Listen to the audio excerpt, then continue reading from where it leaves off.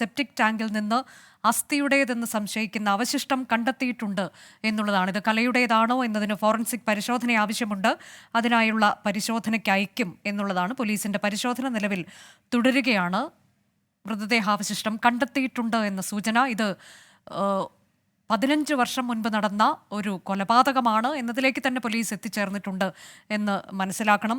ഊമക്കത്ത് 2 ഊമക്കത്തുകൾ ലഭിച്ചിരുന്നു. അതിൻ്റെ അടിസ്ഥാനത്തിലാണ് പോലീസ് ഈ സെപ്റ്റിക് ടാങ്കിൽ പരിശോധന നടത്തുന്നത്. ഇപ്പോൾ ആ പരിശോധനയിൽ മൃതദേഹാവശിഷ്ടം കണ്ടെത്തിയിട്ടുണ്ട് എന്നതിൻ്റെ വിവരങ്ങൾ ശ്രീജിത്ത് ശ്രീകുമാരൻ വിശദാംശങ്ങൾ നൽകും. ശ്രീജിത്ത്, മൃതദേഹാവശിഷ്ടങ്ങൾ കിട്ടിയിട്ടുണ്ട് എന്ന് സ്ഥിരീകരിക്കാമോ?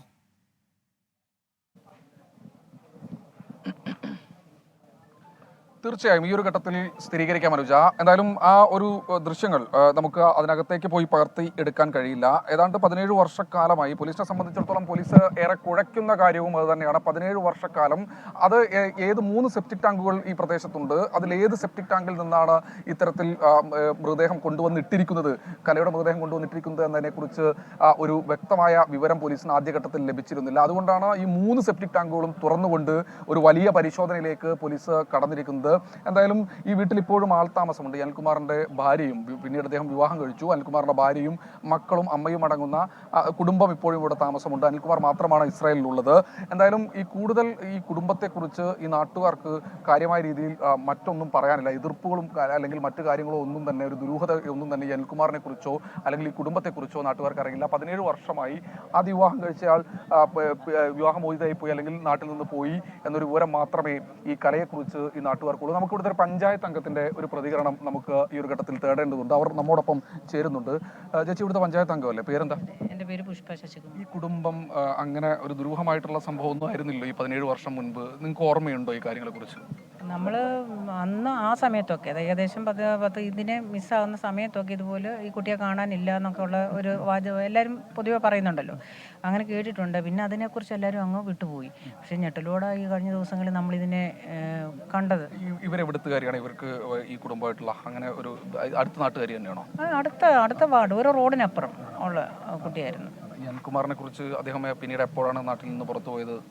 അന്നൊക്കെ ഇതിനെ കെട്ടിക്കഴിഞ്ഞിട്ട് ഞാനിവിടെ വന്ന് താമസിക്കുന്ന ഒരാളാണ്. അത്ര വലിയൊരു ഇവിടെ കുടുംബമായിട്ടൊന്നും അത്ര ഒരു ഇതൊന്നും ഇല്ലെങ്കിൽ പോലും അത് കഴിഞ്ഞിട്ട് അനിൽകുമാർ ഗൾഫിലൊക്കെ അങ്ങ് പോയായിരുന്നു. പോയിട്ട് വന്നിട്ട് കുറേ നാളിപ്പോൾ നാട്ടിലുണ്ടായിരുന്നു. ഈ കഴിഞ്ഞിടയ്ക്ക് പിന്നെ ഈ ഒരു 3 മാസം ആയതേ ഉള്ളത് അദ്ദേഹം ഗൾഫിന് പോയെന്നാണ് അറിയാൻ കഴിയുന്നത്. ഇസ്രായേലാണെന്നാണ് അറിയാൻ കഴിഞ്ഞത്. മറ്റ് കാര്യമായ പ്രശ്നങ്ങളൊന്നും സംശയങ്ങളൊന്നും തന്നെ ആ ഒരു ഘട്ടത്തിലൊന്നും ആർക്കും ഉണ്ടായിരുന്നു? ഒരിക്കലും ഇങ്ങനൊരു കൊലപാതകത്തിലോട്ട് ഇത് ചെന്നെത്തുമെന്നുള്ളൊരു ഞങ്ങളാരും തന്നെ കരുതിയിട്ടില്ല എന്നുള്ളത് വേണം പറയാനായിട്ട്. തീർച്ചയായും അതാണ് നാട്ടുകാർക്ക്. പഞ്ചായത്ത് അംഗമാണ് സംസാരിച്ചത്. ആ പഞ്ചായത്ത് അംഗം സ്റ്റാൻഡിംഗ് കമ്മിറ്റി ചെയർപേഴ്സൺ ഒക്കെയാണ് അവർക്കടക്കം ഒരു ഘട്ടത്തിൽ പോലും ഒരു സംശയവുമില്ല എന്നാണ് മനസ്സിലാക്കുന്നത്. ഇത് കലയുടെ കുടുംബാംഗങ്ങളുടെ പ്രതികരണം എന്തെങ്കിലും വരുന്നുണ്ടോ? കുടുംബത്തിൽ ആരൊക്കെ ഉണ്ട്? ഇവർക്ക് എന്തെങ്കിലും സംശയം ഉണ്ടായിരുന്നോ ഈ വിഷയത്തിൽ? അങ്ങനെ നമുക്ക് എന്തെങ്കിലും അറിയാൻ കഴിയുന്നുണ്ടോ?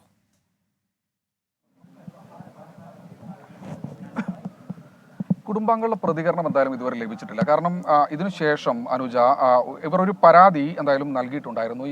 അതൊരു മാൻ മിസ്സിംഗ് കേസുമായി ബന്ധപ്പെട്ട ഒരു പരാതി തന്നെയായിരുന്നു നൽകിയിട്ടുണ്ടായിരുന്നത്. അതിനുശേഷം പിന്നീട് പല തരത്തിലുള്ള അന്വേഷണവും ആ ഒരു ഘട്ടത്തിൽ നടന്നു.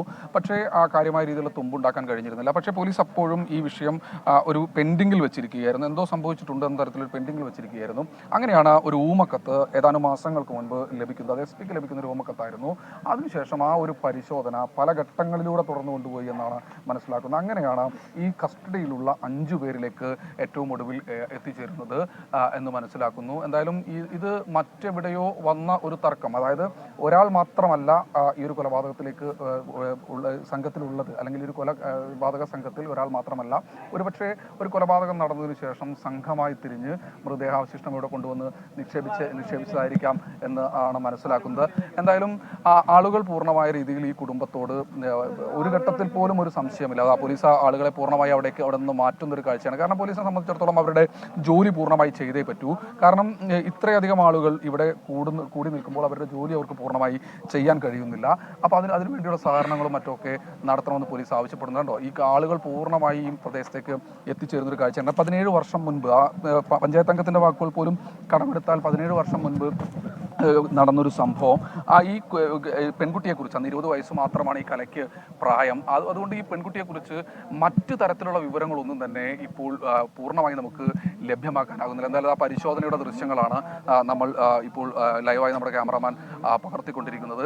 ഈ 3 സെപ്റ്റിക് ടാങ്കിൽ ഇപ്പോൾ പരിശോധിക്കുന്ന മേഖലയിലെ ഒരു മേഖലയിൽ തന്നെയാണ് സ്വാഭാവികമായി അവിടെ നിന്നാണ് മൃതദേഹാവശിഷ്ടം ലഭിച്ചതെന്നൊരു സൂചനയാണ് ഇപ്പോൾ പുറത്തു വരുന്നത്. പോലീസ് എന്തായാലും അക്കാര്യത്തെക്കുറിച്ചൊരു ഔദ്യോഗിക വിശദീകരണം നൽകിയിട്ടില്ല. പക്ഷേ പോലീസ് തൊട്ടടുത്ത് ഈ മൃതദേഹാവശിഷ്ടങ്ങൾ ഒക്കെ വെക്കാൻ വേണ്ടി മറ്റു കാര്യങ്ങളെല്ലാം ശരി, ഞാൻ ശ്രീജിത്തിലേക്ക് എത്താം. മനീഷ് മഹിപാൽ കൂടി ഒരു പുതിയ വിവരവുമായി ടെലിഫോൺ ലൈനിലുണ്ട്. മനീഷ്, നേരത്തെ നമ്മൾ കത്തിന്റെ കാര്യം പറഞ്ഞിരുന്നു. ഇപ്പോൾ അതുമായി ബന്ധപ്പെട്ട കൂടുതൽ വിവരങ്ങൾ മനീഷിന്റെ പക്കലുണ്ട് എന്ന് ഞാൻ കരുതുന്നു. അതായത് ഈ കത്തയച്ചത് ആര് എന്നതിലേക്ക് വളരെ കൃത്യമായി തന്നെ പോലീസ് എത്തുന്നു. അത് ബന്ധുക്കളിൽ ഒരാളാണ്, കസ്റ്റഡിയിലുള്ള ഒരാളുടെ ഭാര്യ എന്ന തരത്തിലേക്ക്. അതുകൊണ്ടാണ് ഇത്ര കൃത്യമായ വിവരങ്ങൾ